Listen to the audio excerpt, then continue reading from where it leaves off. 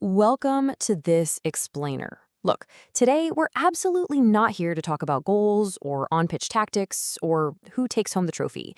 Instead, we're opening up an intelligence briefing on a massive, high-level macroeconomic phenomenon that's happening literally right in front of us.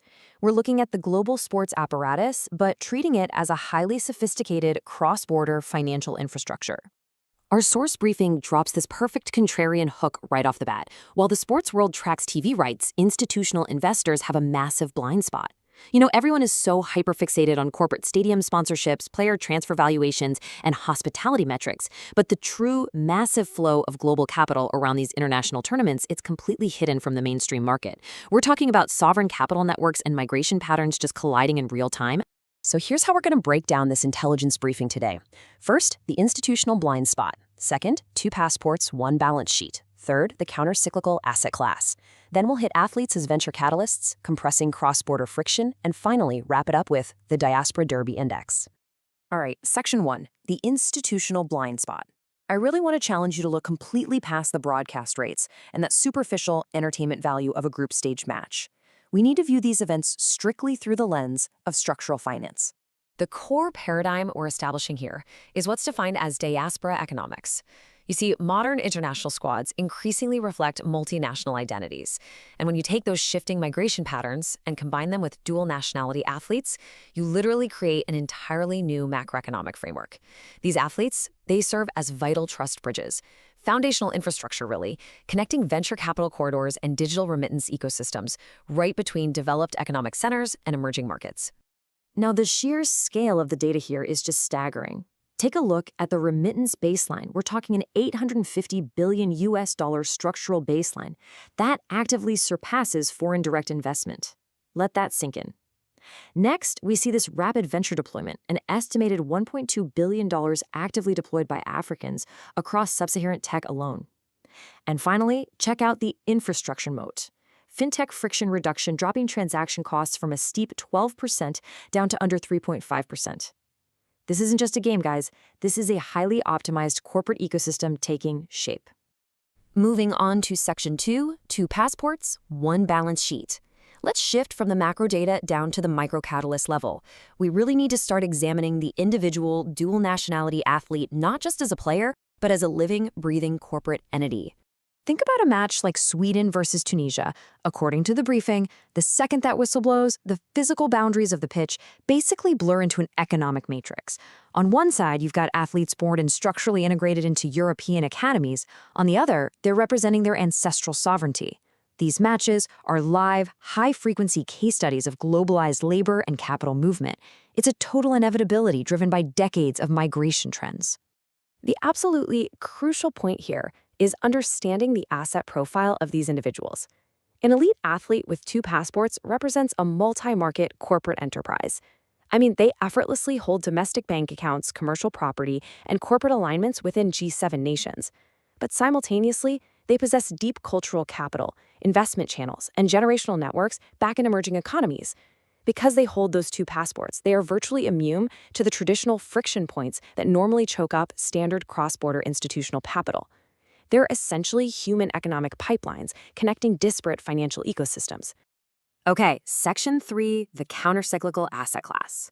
Let's zoom back out for a second and address the underlying macroeconomic force that's actively accelerating this entire system. We need to talk about remittances. $850 billion.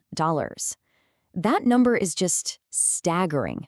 To truly understand the financial baseline of an international tournament, you have to look at the trend line of diaspora capital flows. Remittances are marching steadily toward $1 trillion annually. And listen, this is not passive, sentimental money. It is a highly resilient, incredibly powerful asset class that sustains sovereign consumer spending and fills the credit gaps left completely wide open by commercial retail banks. For decades, sluggish, bureaucratic state allocations and traditional foreign aid, well, they were seen as the engines of stability. But contrast that with diaspora capital. It flows directly to households, directly to microenterprises. It bypasses state bureaucracies entirely. And what that means is its velocity within the domestic economy is massively higher than standard institutional investments. It's high velocity, and it's countercyclical. When an international sports tournament happens, the migration maps of those competing nations transform instantly into real-time corridors of this high-frequency financial activity. Which brings us to Section 4, Athletes as Venture Catalysts. Now let's look at how the role of the athlete has fundamentally shifted within this system. Elite sports figures have transitioned from being passive capital allocators to aggressive, sophisticated liquidity providers. There's been a stark evolution in financial sophistication here. Historically, an athlete's post-career roadmap, it pretty much peaked at investing in physical retail, hospitality franchises, or maybe regional auto dealerships.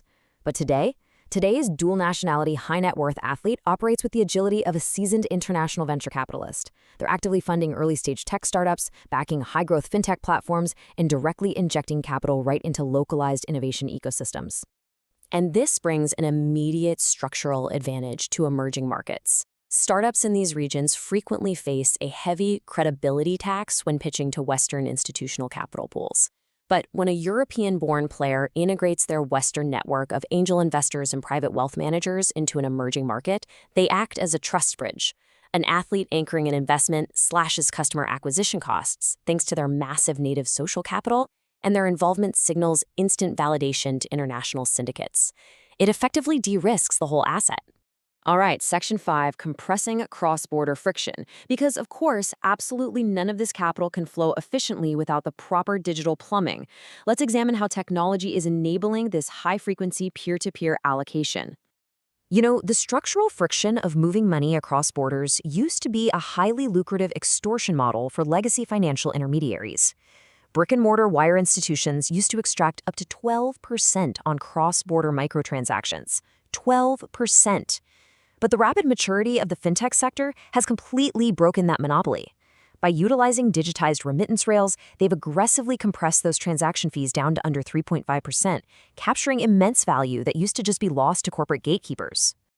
And here's the thing. When friction drops, velocity surges. During a major cultural event, like the World Cup, the collective consciousness of millions in the diaspora is captured, and high-frequency peer-to-peer capital allocation just explodes. Fintech platforms are using localized payments APIs and mobile diaspora banking apps to capture every transaction dollar at a fraction of legacy costs. And by aligning their platforms with the narrative of diaspora football triumphs, these companies tap into a profound emotional resonance.